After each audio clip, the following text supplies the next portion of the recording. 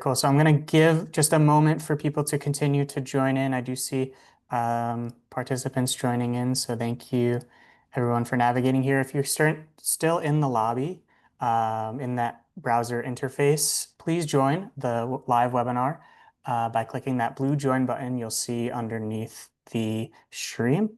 We have a really exciting discussion planned for today all about agentic payments that we'd love for you to be part of. And there will be a Q&A, so if you are able to join the webinar, you will be able to submit Q&A questions for discussion later on.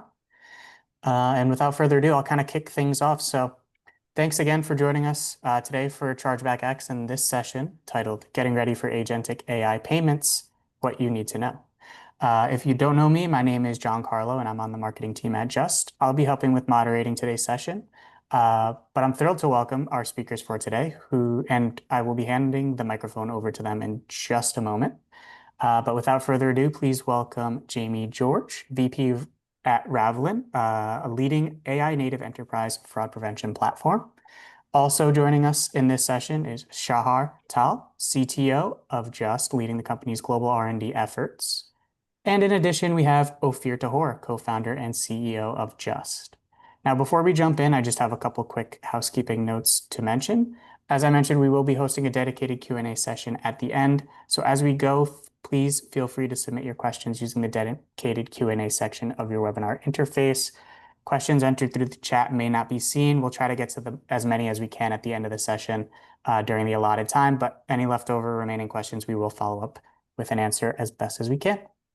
We will be keeping an eye on the Q&A throughout, so definitely make sure you're getting your questions in. And this session is being recorded and will be shared with participants after the virtual event has ended.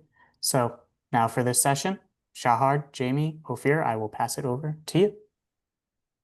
Thank you, JC. And actually, it's the last session of the Chargeback 6. We had some great sessions, very exciting. I think we probably kept best for last, as my father-in-law used to say. So yeah, it's going to be very exciting. I can say that from the preparation for this session, I got excited by myself, and we could speak for like 5 hours without like stopping discussing about the future, the agentic commerce, which is what we would like to cover during this session. So it's kind of a time machine that we are going to take you for like 1-2 years from today and discuss about like how the e-commerce is going to be.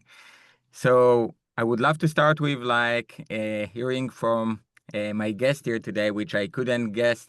I couldn't ask for a better team to work with, which are the top leaders in the payments market.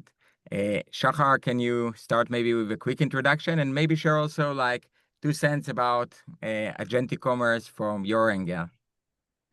Sure. So excited to be here and wrap the first Chargeback X and see so many people involved here and attending. I'm CDO at Justt for the past 3.5 years, and really excited to be in the spear front of the industry and what's happening. And looking at agentic payments, it reminds me like a few months back on January, I was invited to a conference, like an executive conference by Google. And the main theme of the conference was that 2025, it's going to be the agents year. And that was January. And back then, not so many announcements. But we see the last few weeks and last couple of months with so many announcements that really change how the industry is going to look like, starting to change it. But again, I'm super excited about this in general, but also about the upcoming discussion in the next hour. Great. Jamie, we got a special guest. Yeah. Thank you for having me, guys. It's really amazing to be here and be part of this conference. So, for those that don't know, I work for a company called Ravelin. Ravelin are an AI fraud prevention company. We're based here in London, but we work globally. And we work with some of the world's biggest businesses. Businesses like Trainline, Spotify, John Lewis, Frasers, Just Eat, over 300 brands globally. And what we do is we work across the spectrum doing account protection, chargeback protection, refund abuse protection, and we use custom machine learning models and behavioral analytics and rules and human insight to do so. You asked me what my 2 cents were on agentic commerce. I'm going to say I really want it to work. It's the first buzzword of the year. Every year there's a different buzzword, right? And it's the first buzzword of the year I actually believe in. I actually think will be transformational and real actually will matter. So I really want it to work is my 2 cents. Nice, nice. And of course, I'm sure like many others, like put their Google alerts or any different type of alerts and got almost every day something different from many players within the market. So also we are going to discuss about it as well. So maybe before like we start to get deep dive into the agentic commerce itself, maybe we can start with a quick explanation. Shahar, can you maybe describe what is agentic commerce for our audience who are less familiar with what is it all about? Yeah, sure. So a lot of buzz, but basically it's really simple. Before I touch agentic commerce, let's understand what AI agents are, right? So basically it's a piece of software that can, it's intelligent. It has the ability to think, to take decisions, but also to interact with the environment and take action. So if you think of a ChatGPT experience, which probably everyone here had experience before, it's not only getting answers from the chat, but also asking it to take actions. So it can open a computer, a browser, and do practically anything that is capable and doing within a browser. So if you talk about agentic commerce, basically it's letting those smart agents to interact with other websites, e-commerce website, and complete purchases on behalf of you with only specific instructions. So in high level, that's the TLDR of it. Great. And like, what is so special about it? Can you share more about like why do you feel that everyone exciting about it and or at least from your perspective?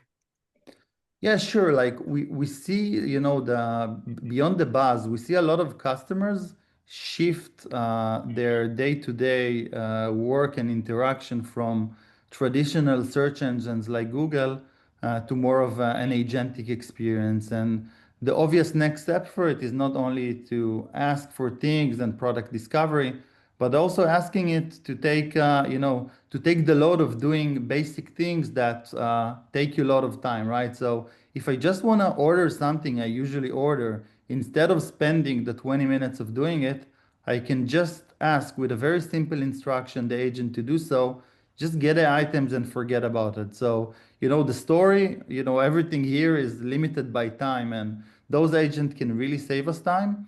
It also introduced some challenges. We were going to speak a lot about it in the session, but the promise is very big. Nice.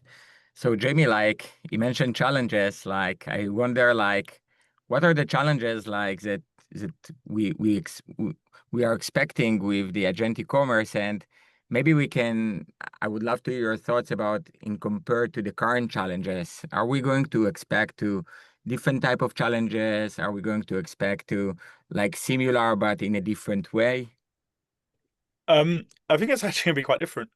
I think you can look at challenges in two ways. I know you're going to walk through a consumer journey. I think there are consumer challenges, but from a merchant perspective, the challenges are really different. It depends on what type of agent mode we have. And agentic right now is very much agent mode, human in the loop. There's very little human out of the loop agentic commerce. And when there are those human in the loop transactions, you do come across a few issues. And the first one, if you really think about it, is nobody's websites are optimized for this. Nobody's interactions with consumers are optimized for agentic flows.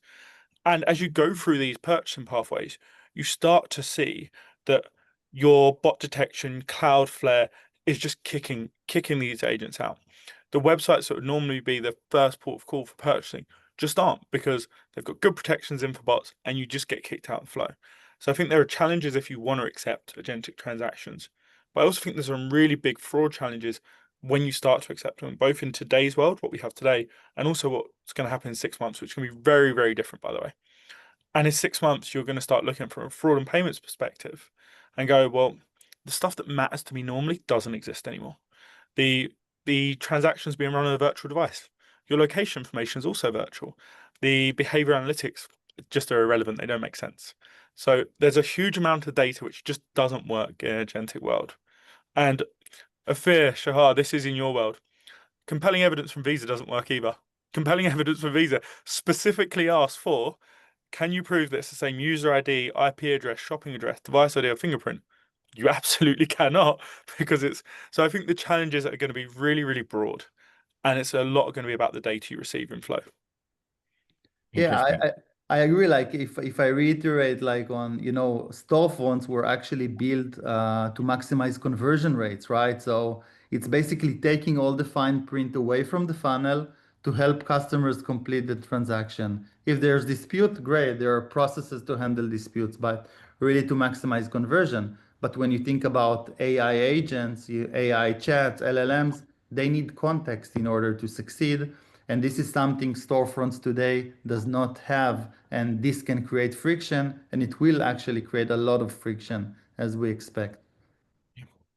Yeah, interesting. So like from I would love to hear from both of you, like both of the companies, like what are the plans? Like I'm sure it's changing your world as well. So like what are you doing in order to start getting ready for all of those changes? As you mentioned, Jamie, like the reality is going to be different. So how you are adapt your current offering to the reality?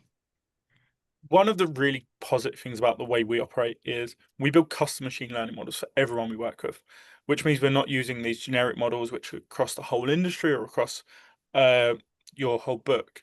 So because of that, the way you interact with a merchant isn't the only thing we look at. So fortunately, we're broad enough that we're probably going to be in a good place in the short to mid term. I don't think anyone knows what the long term looks like, so that's a different question. Also, one of the really big benefits of being acquired by WellPay is we've got a lot more access to data and a lot more access to the schemes and also the big players. So obviously we're going to talk about new protocols which are coming out and we'll get to that. What we're doing is we're trying to stay as close as possible to all of the changes that are happening and also be as dynamic as possible. Because if you think you've got it nailed today and you've got your whole strategy nailed, you're probably going to be behind the curve when that strategy doesn't pan out. So we're trying to be really flexible. Our system's built to be flexible, and we're trying to work really closely with WorldPay, who are leading at the forefront with everything agentic at the moment. Nice. Shahar, maybe you can share more about like your plans. Sure. Yeah. So a lot is going on here at Just, for us to make sure that our customers and merchants are ready for it. The way we've built the platform over the past years is to really be very dynamic and to be able to customize each dispute or each letter evidence we create to handle disputes in a very personalized and customized way.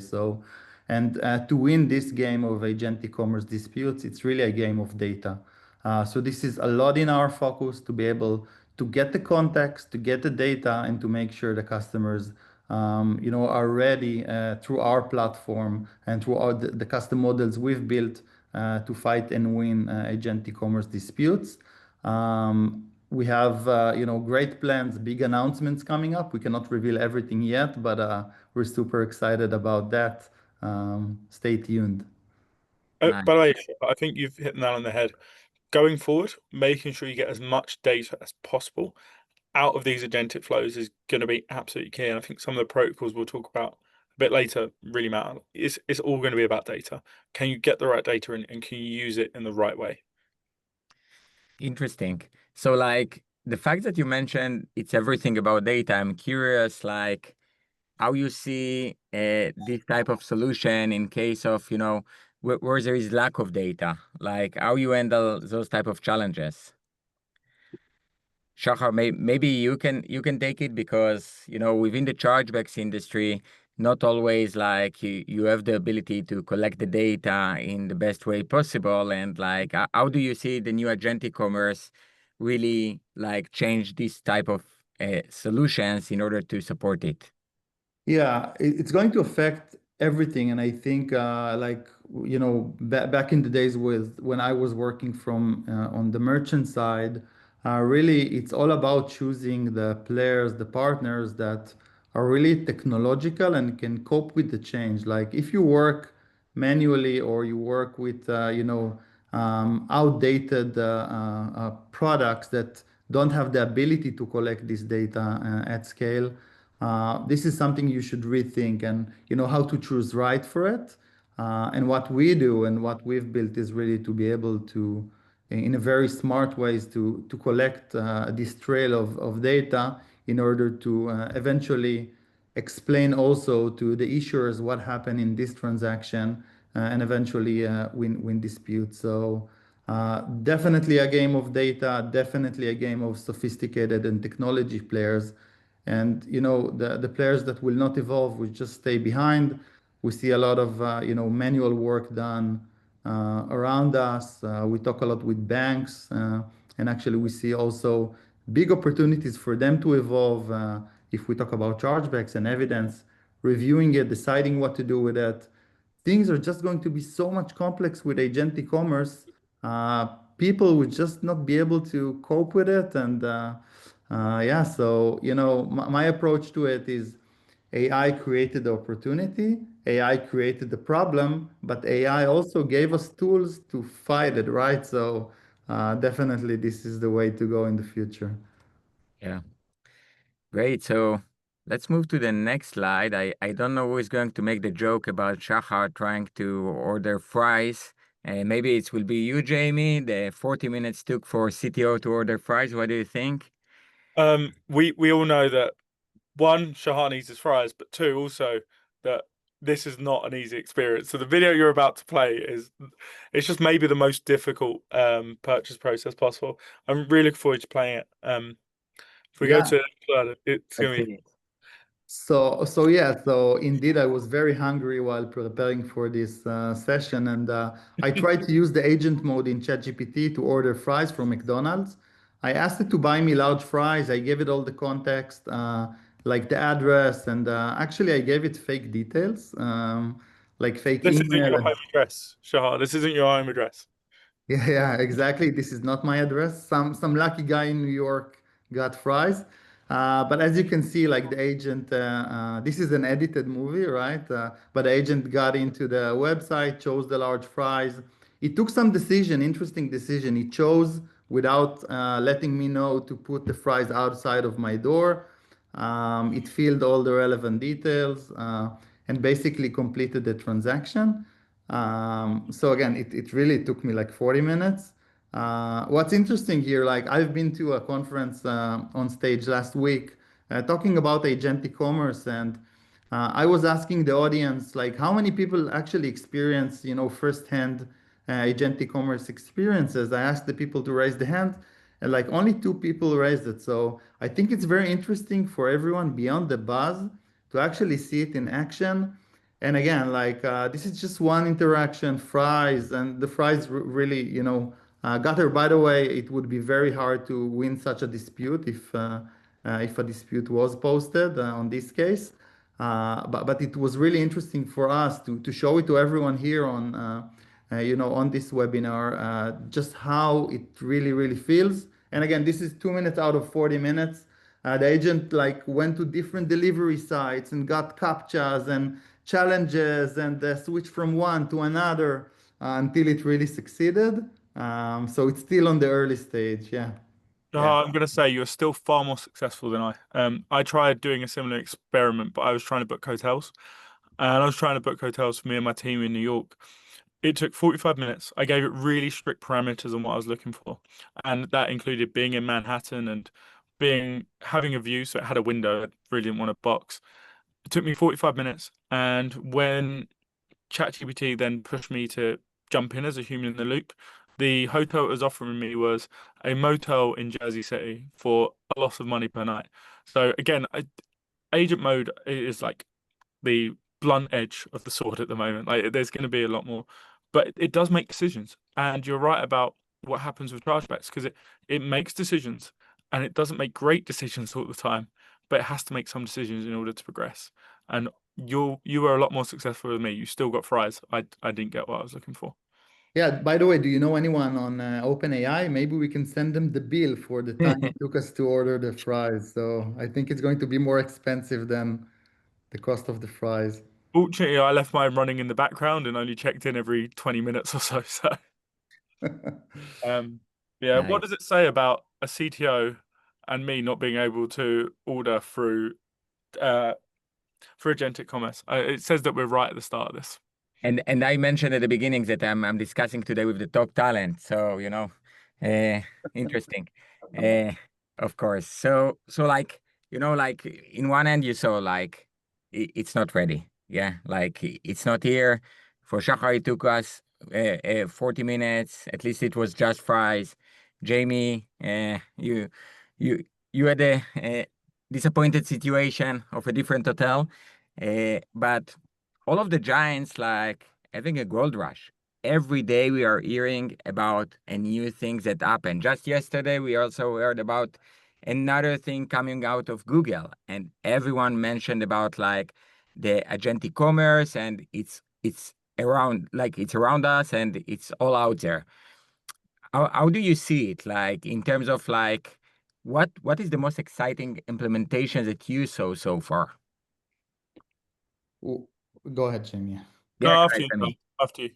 Yeah, so listen, like we're going to talk about a few examples on the next slides, but just referring to what you said, like the launch Google just made around their agentic payment protocol is basically allowing agents to buy from other agents to pay for tasks and items using stable coins. So this is really mind blowing. It's really they showed like an MVP of how it is done. But just imagine an agent that can discover other agents and outsource tasks to them, whether it's more cheap to buy it from them or to really things that the agent cannot be capable to do. So the agent can be independent in the space, performing actions, buying things, and this is really outstanding. I think again, it's very early stage, but I think it's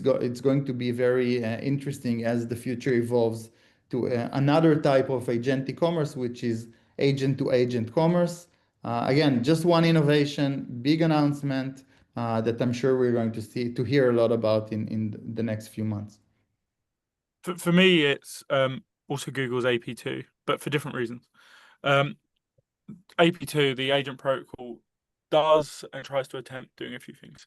It tries to attempt to provide a framework for sharing the mandate to purchase, which is amazing because one of the biggest challenges you have right now, if you think about perplexity or agent mode, is as a merchant, how am I really certain that the customer wanted this? And what kind of proof can I show that the customer wanted to purchase what they purchased? And having those smart contracts built in and having that authorization, like, hey, look, I gave a mandate to the agent to do so. And actually I gave a mandate to the agent to finalize this as well. I think that's the bit I'm really, really excited about. So you're at A2A, I'm at the AP2 bit. So both of the Google announcements, but I think for me it's important because it's a step in the right direction, and it's also the acceptance of that challenge exists, which I think for the last, as we've been talking about agentic for the last 6 months, people have been not really talking about those challenges. And I know Ofir, Shahar, we do talk about those challenges, that there is no mandate. There is, how do you prove that the customer actually wanted to do it? So I think that for me is the really important bit. Big players like Google stepping forward and going, hey, look, we need to solve the mandate problem. Interesting. So, like, with all of the giants that used to be in the e-commerce payments ecosystem, starting, of course, from the e-commerce platforms, payment processors, the Google, of course, Amazon, and many others.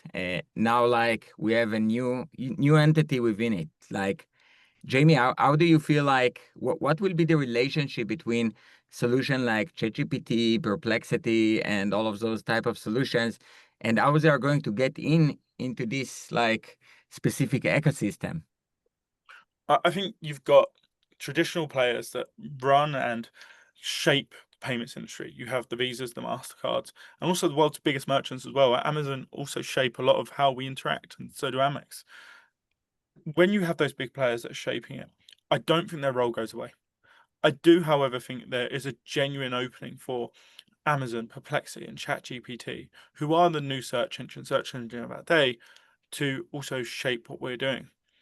The payment systems, though, they need to create the frameworks. They need to create the protocols. They need to create the way those systems interact with merchants. Because yes, you can do the front end, you can interact, you can pick up baskets. When you're talking about the cards and the actual payments and the tokenization and that secure customer data, I don't believe that Gemini are going to build brand new rails which go into the payment system. That's not going to happen. The rails are still going to exist. The rails are going to be the same ones we probably use today. And it's up to those big players that we all know to be at the forefront of how that data gets through and how the rails are used going forward. And a business like Ravelin and a business like Justt, we need to be in that flow and making sure that the right data gets through all those flows, that we can protect businesses from fraud and we can save them revenue. Because if we're not in that flow and we're not helping out and we're not doing our jobs, it's going to massively open up to fraud because these big players aren't used to the risks that come about it. And for all the excitement, there is a lot of risk. Nice. So Shahar, you mentioned like the OpenAI agent mode, and sometimes agent like speaking with another agent. Can you elaborate more about what is it about? Like, what is the OpenAI agent mode? Yes, sure. So basically, everyone here, as said before, experienced the regular ChatGPT experience. Now, like 2 or 3 months ago, OpenAI announced their new AI mode, where within the chat you can choose like the AI mode button there, and not only you can ask the chat for information and knowledge, you can also ask it to do things. So I think they did a really good job on how to visualize it to customers. Like you see a computer being opened and a browser being opened, and you see the agent start to navigate to websites and perform actions on behalf of the user. You see how it thinks, how it moves. You see which mistakes it does, which is also interesting. But eventually, imagine that they can do like whatever on every application you have. Go to your Gmail. I wouldn't recommend to do that, but it can do that. Draft emails, create presentations within your own tools. So everything is a possibility. Now, the interesting part about it actually is when Sam Altman launched it live, like announced it together with the team who developed it. They were saying so many great things about it, but he finished the conversation by saying, "Guys, use it with cautious. Like it can be also dangerous." And I think part of the things we handle now is, all the risks we try to mitigate by using this agent mode, and more specifically, agentic commerce.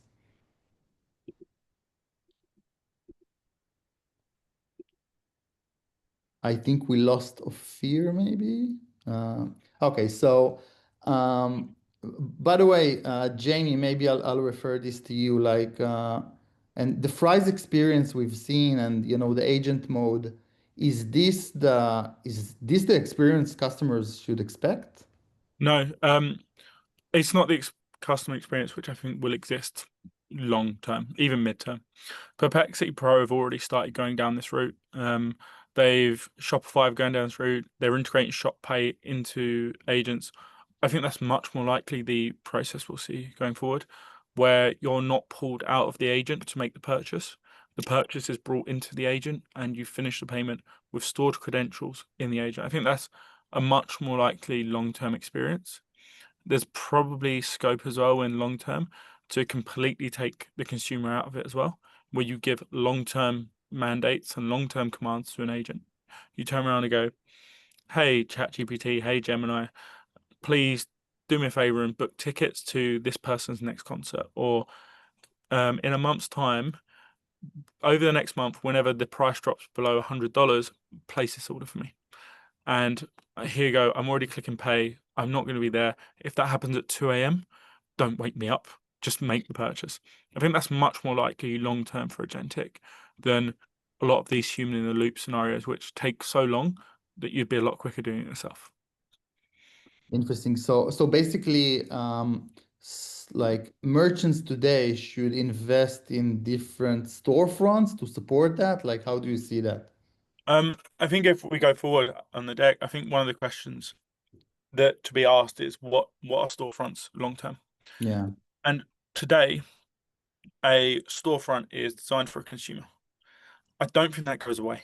I don't think storefronts end. At the end of the day, a lot of commerce now is embedded. I don't search out looking for new clothes. They come to me in my social media shopping. That is a consumer journey which doesn't change in agent mode in agentic commerce. You still do your purchase as you're on Instagram or TikTok and you go through that.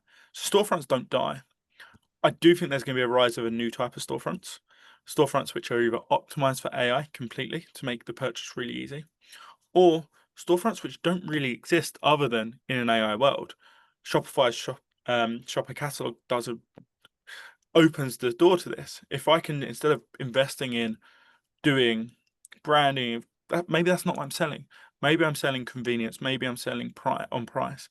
If that's the case, I can optimize for agents and have an agentic storefront. But I don't think for most brands, for example, Hermes are not probably going to be affected that much by agentic commerce. I don't think anyone's going to be like, do you know what? Hermes's website isn't set up for these agents I'm not going to purchase. So I don't think it's the end of storefronts. I think it's very business dependent, and we'll see that of the merchants we work with. Yeah. Great. So actually, someone kicked me off. Someone logged in with my account every time, but we found out the issue. Anyway, I missed this part, but on the same time, like we have maybe another nice video to show, which actually coming from the Visa. I would love to hear, Shahar, your explanation about it, especially like how do you see it in compared to the OpenAI that we saw so far? Yeah, for the ones who didn't see Visa's announcements, Mastercard has very similar announcements. This is like a very happy flow of someone trying to book a vacation through a chat GPT like session. And you can see here on the video like how Visa imagine a very strong authentication for the transaction, how to add and keep personalization and preferences based on what customers has bought before, and to add that into the context of the conversation. So this is very, very, very much like inspiring. Having said that, this is a very happy flow. Like just imagine when you order a travel vacation or like a vacation. What about all the fine print, the terms of the flights, the terms of the hotel? Like all of these are actually not embedded and not taken care of. So I'm very excited to see what Visa and MasterCard are doing. It's a must. This smart tokenization, I'm sure that it will reduce a lot of the fraud. But again, I think there is a lot more work to make it like a real mainstream like operation. By the way, maybe just one more point about it. Visa shared in one of the previous sessions that in the travel industry, chargebacks have raised around 800% in the last few years. So just imagine that without agentic commerce in place. So what's going to happen when consumers are so used to fill in chargebacks in this industry? This is actually going to get worse, and merchants needs to get ready for it. Interesting. And Jamie, like from your perspective, what we saw like in the slide before in the video, like what things like Shahar mentioned most of the things that it's like kind of coming to solve, where you still see the gap within this thing. I think we all need to have a really honest point here of, unfortunately, fraudsters do this as their job. And Visa, MasterCard, all the AI models can launch different tools and different precautions. If you're committed to committing fraud, you're not going to quit because a small hurdle gets put in the way.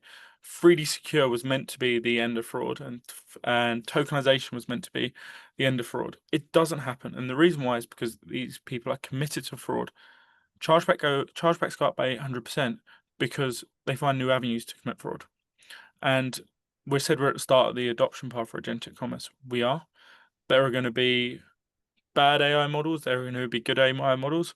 I bet you in 3 months' time I'll be able to go on the dark web and download an agent that will be able to purchase through Path. So I think it does do a really good job of providing a smooth journey for good customers, which is great.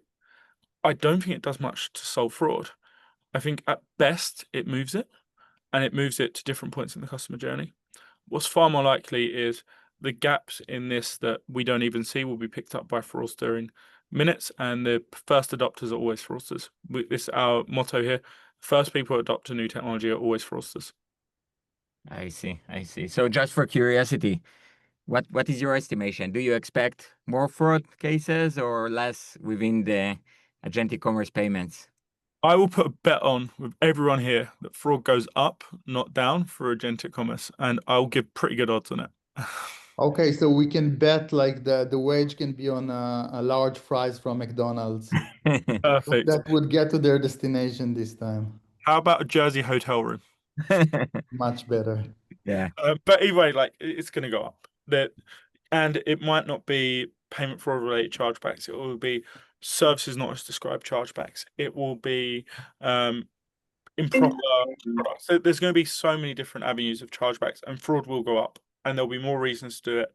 There'll be more guides that come out, and there'll be more tools. So it's going to go up. I bet every penny I have on it. Nice. So let's see another solution, another thing that was released recently, the Buy for Me by Amazon. Shahar, can you explain more about the flow? Like what is the new thing that they just released recently? Sure, I'm very excited about this one. I think Amazon made a really interesting move. Basically, they take their customer base through their website, through their app, and they give them the option to buy on websites external to the Amazon network through AI agents. So, from the customer perspective, Amazon keeps the customer. The whole experience is Amazonian, but eventually the other merchant who the Amazon agent buys from is just, it's just a fulfillment business now. And also, this merchant needs to take on the liability. So it's very interesting to see the fine print on the Amazon Q&A and terms and conditions, where every such buy for me purchase is basically it's under the merchant's T's and C's and not under Amazon T's and C's. So by the way, when Amazon's agent making the purchase, it also switches the email to like a relay email belongs to Amazon. So Amazon controls the whole thing. They have intel of which products are better, which are not better. So I think this is their motivation here. Yeah, it would be interesting to see how they roll it out. I believe that currently it's rolled out in North America, a limited rollout, and looking forward to see how it evolves. I wonder what you think about it, Ofir, like how you see the move they made. Yeah, like I think all of the giants are looking to own the accounts, which is, of course, the most important parts.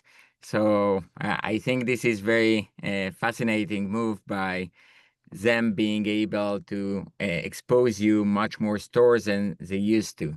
So I think they kind of take advantage the most of the agentic commerce by not just like offering you the Amazon, but going all over, and the platform, the infrastructure itself will enable them to leverage it significantly, because of course there are a lot of talks in the market, like where is it going to? Like right now, the agentic commerce, as we show through the experience, was to go to the strong storefront.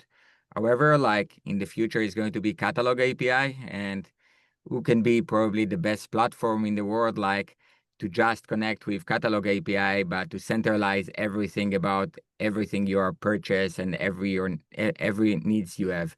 So I think like this is a very like straightforward move for them to do and make sense.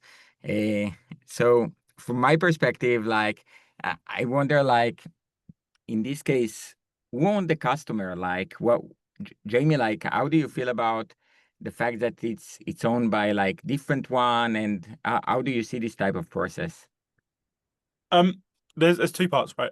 Who owns the customer is number one, and the other part is why Amazon doing this.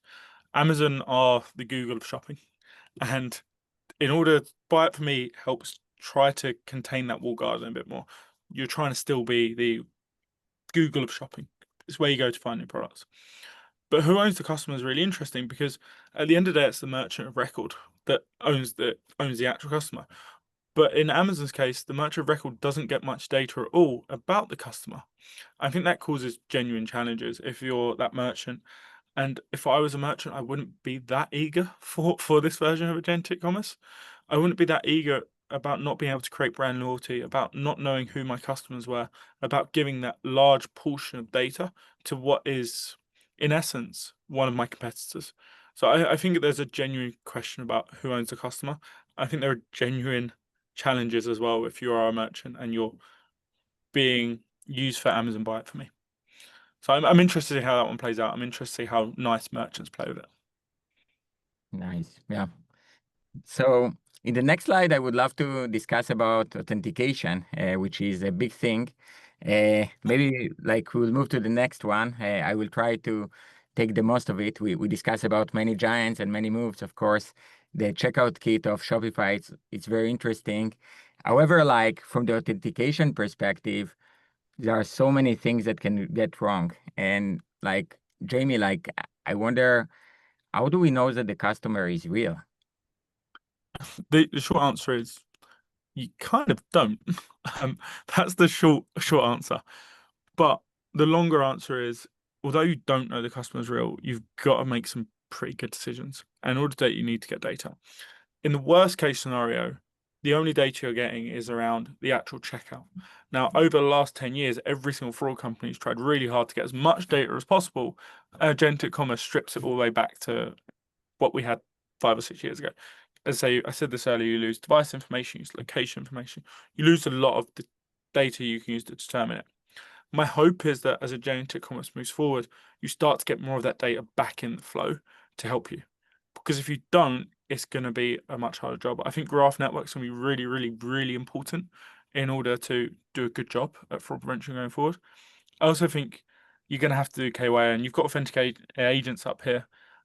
Not all agents are going to be made equal. I know WorldPay are working closely with Trulio to put forward a KYA process. I think that's going to be important. I also think as you go through this KYA process, knowing which agents you can trust is going to be as important as knowing which customers you can trust.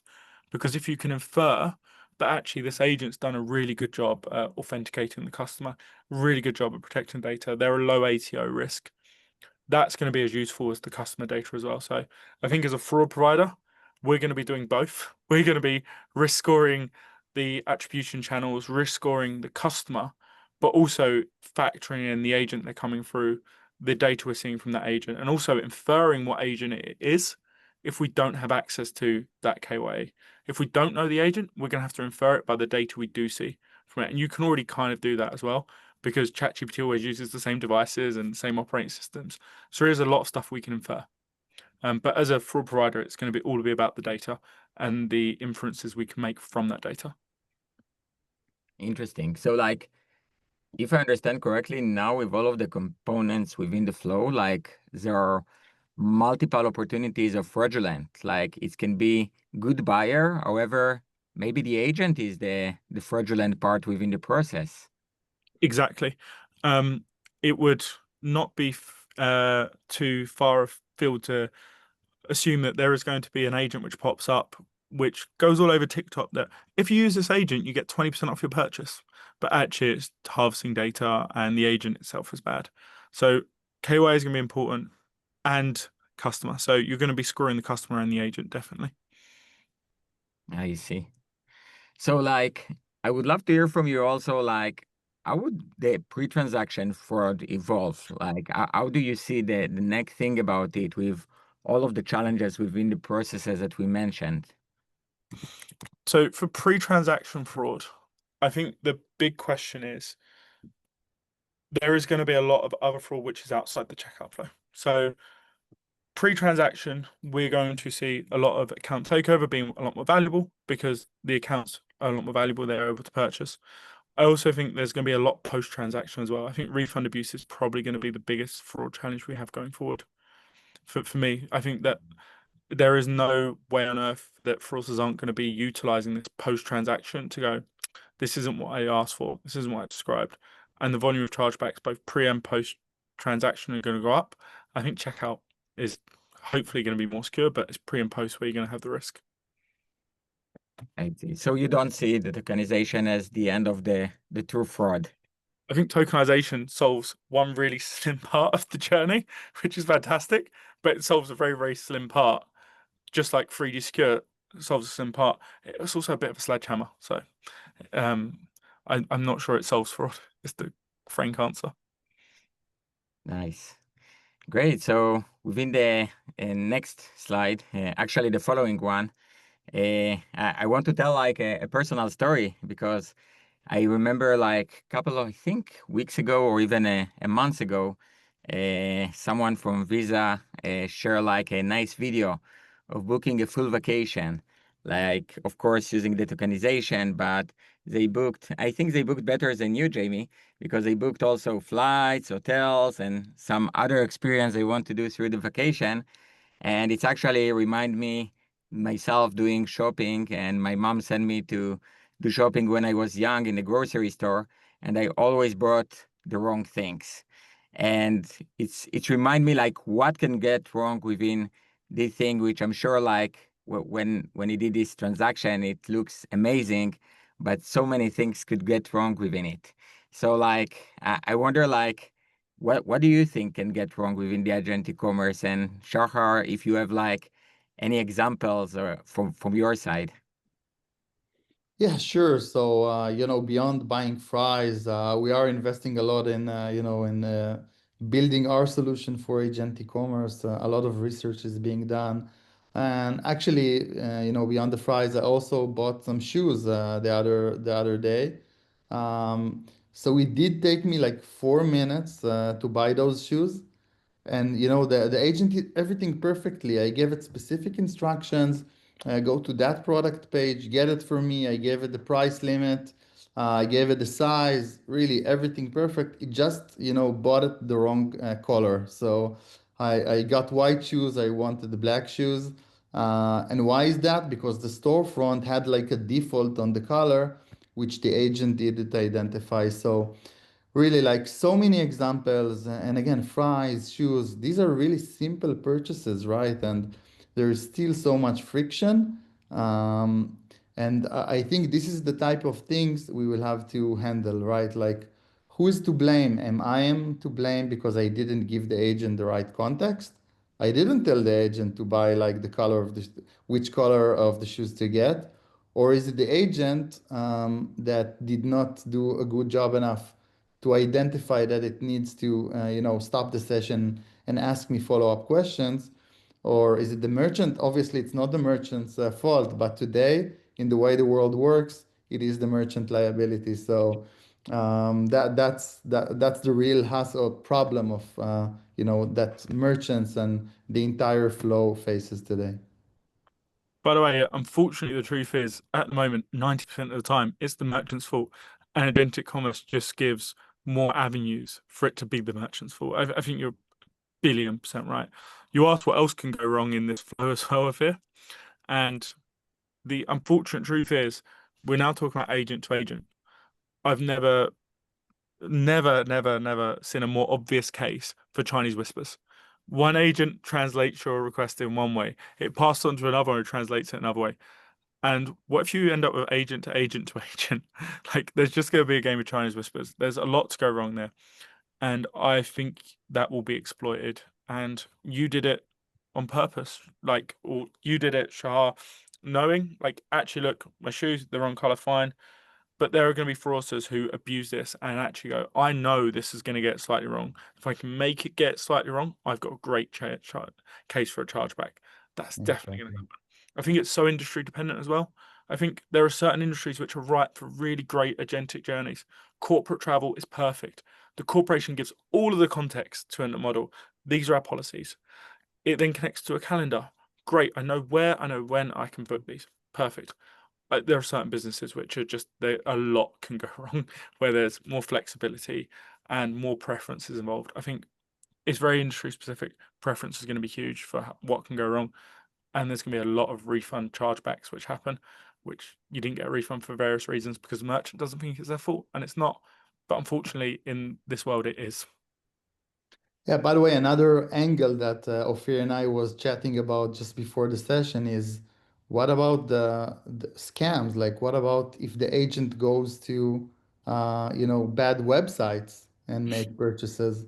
That's a whole other angle that would eventually, the cardholder really was part of the transaction, but eventually what we're going to see here are chargebacks, right? So You've given me a great idea. I'm going to optimize a website perfectly for agents to buy something very common and set up as a scam. That is genius, and you're absolutely right. That is going to happen. amazing. So the next vacation in New York is on you, right? It seems like that. If you see me driving around in a Rolls Royce, you know how I made the money. It's interesting. We are joking about it, but it can be done so easy. At the end of the day, the agent won't tell you that it's booking.com or booking dot whatever. And yes, it's going to be like very challenging to avoid those kind of fraud. So maybe like I would love to hear your thoughts about the maybe even $1 billion question. Who is going to take the liability? Like at the end of the day, I order, let's say, shoes from the merchant, but the merchant can say like, I didn't expose this information. The fact that you as the AI tool didn't expose, let's say, refund policy and different description about the product, it's not my fault. So who is going to take this liability? Jamie, what do you think? I can tell you who it's not going to be really easily. It's not going to be the schemes. The schemes aren't going to take liability. They've got no reason to. So we can rule out schemes. The customer's not going to want to take liability, and their issuers are probably going to protect their customers because it's important. And the AI model technically hasn't made any money, so they're not going to want to take the liability. That doesn't leave many people in their whole journey. It leaves a merchant. Unfortunately, if you just work it through, the merchant are the only people that are left. And I think if you're a merchant, you really are going to be trying to push these big players. And APT from Google tries to do this job. But I think we touched on it earlier. It's going to be the merchants, and merchants are going to need to figure out ways to protect themselves because they're the only ones who can be liable. They're the ones who got the money at the end of the day. So it's an unfortunate truth. Yeah, and I think part of the problem here is, if you go many years back when, or look at like in-store experiences, so there are only a handful of people that would, put on the jeans, look at the, the seller eyes and just ditch out of the store like to do shoplifting. And when everything moves online, this becomes easier, right? So because your interaction with the store is, much, much further. And this is why we see so much friendly fraud out there and illegitimate chargebacks. But think of transaction made through another step now. You have another mediator. I bought from the agent, not from the store. So it will become even easier to post transaction, even mentally. And so a lot more angles for abuse. So we're definitely going to see friendly fraud rise and it's going to be a very interesting period now, and just can't wait to see how it evolves. I agree. Yeah.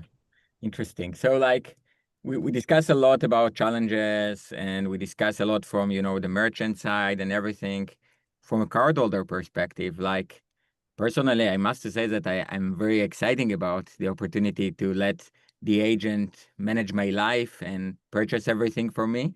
I heard in one of our session during the conference, someone mentioned that over 500 million people already using the AI tools on a daily basis. So for sure, it's going to be there. The main question is like when we should expect commerce to be significant within this type of like payments type. Um, I can go if you want. I think if you were to look at current agentic volumes, it's probably fractions of a percent is the short answer. It's just not there. When are we going to see it become really popular? I think once ChatGPT and Gemini, who are the two big players, get right, you'll see it increase. But I actually think the most useful agentic commerce use cases, the first ones that are going to really work, are going to be merchant specific ones. I I would love to know what Booking are doing right now. I'm sure Booking are creating an agent which improves your shopping experience when you're on platform. I think a lot of that stuff will come sooner than the overarching big picture, and it's partly because they don't need to figure out the payment flows as much. They don't need to figure out the liability stuff because it's all in their platform and they can have an agent which you can interact with just on them. I think to do the full setup, I think we're right at the start of the curve.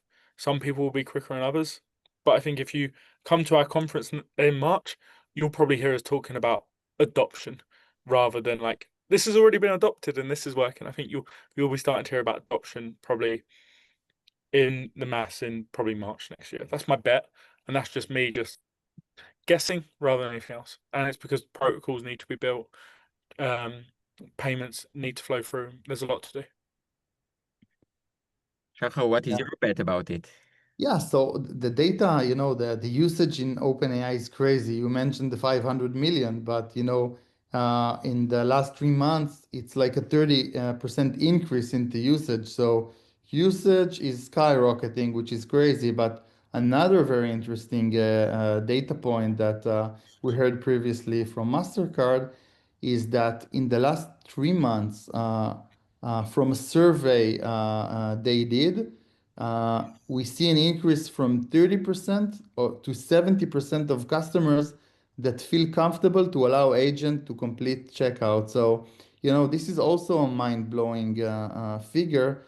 So I don't know how fast it will happen, but I know that when it will happen very fast. So customers, merchants really need to, start to get ready for it. And I think it's mainly around starting to collect the data, the relevant trails to be able to prevent the fraud side of things, but also the post-transaction implication and liability that would come with it. So, yeah, so I think it will happen. Although we are just getting started, it's going to happen fast. Nice. Okay, and maybe like before questions, one small thing more. I wonder like which other like e-commerce areas and platforms do you see that should be developed to prepare themselves for this change besides those that we discussed over this meeting so far? Shahar, you want Yeah. to take it? Yeah. So I think like the first part of the evolution, I believe, in order to really speed up, the agentic commerce, is the challenge of the storefront, like how merchants expose newer, more sophisticated technology ways to expose their inventory and booking methodologies to really enhance this. So I believe that everyone would have to evolve, all the vendors, all the businesses, but I see like the storefront as the gateway to enhance agentic commerce in the world. Yes. I think there's going to be a lot about storefronts and a lot about agentic storefronts. I do also think there's going to be some really custom and niche and industry specific agentic journeys. There's a question in the questions about gambling. I'd be shocked if there wasn't an agent which automatically found you the best odds and automatically placed bets. There's going to be so much niche um, agents, and they all need to be developed, and merchants then need to develop how they're going to manage that and how they're going to deal with it when they can't compete always for certain industries. You can't compete on brand, you can't compete on user experience because the users don't experience your platform, they experience the agent. I think that's going to be a challenge for certain industries. Interesting. And like within the platforms that we discussed about, what do you think like payment processors, acquiring banks, and some other players who used to be very manual operated so far. However, like they start to move to the technology over the couple of years. I'm sure like it's going to be a big boost for them with now everything is about technology. So, Shahar, what do you think they should do in order to be on top of the agentic commerce?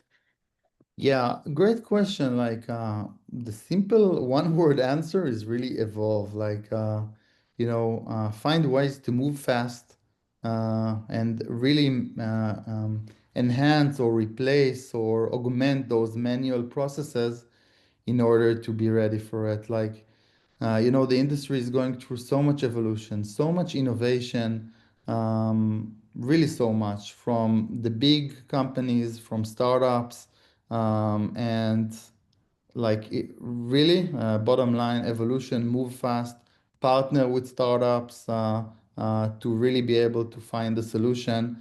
And as said earlier, I think for banks, it's going also to be very profitable to start and automating and use AI to solve those manual challenges they have today, more specifically around agentic commerce when it comes, and it's coming. Nice. Great. So let's move. We got two questions. I would love to maybe ask you guys. Actually, the first one, it's an easy one because we just discussed about a good example of it. But maybe you can share another answer to that. Can a scammer use AI to create fraud apps if they hacked consumer credit cards? So we actually get a good example how we create fake websites, but which other ways like do you see to collect the credit card information through the agentic commerce? Go Well, ahead, Jamie. Yeah. I think at the moment, most agentic journeys, as we said, the big websites are really good at bot detection and are kicking you out in flow. So you end up on really niche websites to buy this stuff, websites you haven't seen before, but you don't care as much because the agent brought you there. And in the agentic modes we have today, where it then puts a human in the loop and gets you to enter your payment method, I don't think it feels that strange to end up on a payment page that you haven't seen before, you haven't seen the customer journey to get there, and it's a website you haven't seen before because you've asked it to find the cheapest version. So I think that today's world is, as Ofir said, it's quite ripe for this stuff. It's quite ripe to collect cards, and it's a new way of doing it. But also, cards aren't that hard to get anyway. So I do think cards are fairly easy to get right now. So so can you get hacked cards from agents? Absolutely. Yeah. So. Yeah, nice. And the second one is that are there rules for agentic payments to take place in high-risk industries such as gambling? I think so far as my knowledge, like it's not yet there. No new rules. We are also waiting for some new other rules, like more basic related to agentic commerce. However, like what do you think will happen with the high risk industry? Gambling, gaming, all of those industries, which I'm sure like the fraudulents are much more interested rather than the physical goods, where it's a bit harder to get the product, the service at the end of the day.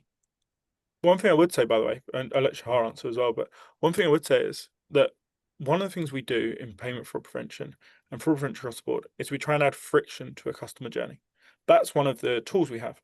We add friction to risky customer journeys. How much friction are you really adding to an agent where you don't have to look at the screen and you leave someone else to do it? And high risk industries add a lot of friction to it. And some of those are like KYC, amazing, but we've already seen, take agentic out of this, we've already seen AI models being very, very good at getting around a lot of these KYC tools. I think a lot of the challenges you're seeing high risk aren't necessarily just from agentic, they're from the rest of the technology that exists in the really advanced AI agents. Like, I think the rest of the technology is probably more dangerous than the actual agentic flows. Interesting. Yeah, my guess is they will like be much more restrict to bots, like while other will need to open and accept bots coming from the agentic tools, while for them probably they will continue to stay with blocking the bots. Shahar, what do you think? Yeah, no, I think you guys nailed it in the head. Like, I also, when I try to think about it and, certain lines of high risk businesses, I imagine that some of them is like, it would be very obvious just to block agentic commerce. Like, it doesn't make sense to consume specific services through agentic commerce the way they are consumed today. But again, I agree with you, Jamie, that the current challenges, like I'm not sure agentic commerce would add much more to it than the challenges that they face today. Yeah. Great. Okay. Thank you, everyone. I really enjoyed the discussion. I think it was great. I'm actually looking to continue the discussion about it. And yeah, I think like it was amazing. Yep. Thanks. JC? Yeah, awesome. Thank you to everyone and great job. This was honestly a really engaging discussion. No doubts you both or all of you could go for hours on this topic. I'm sure the memes of Shahar and French fries will live on in our Slack channels for a long time. Thanks for sharing that, Shahar. So anyway, in all seriousness, agentic commerce is really a fascinating part of the ecosystem, and I'm definitely excited to see what's to come. So thanks for sharing your insights and experiences with us, guys.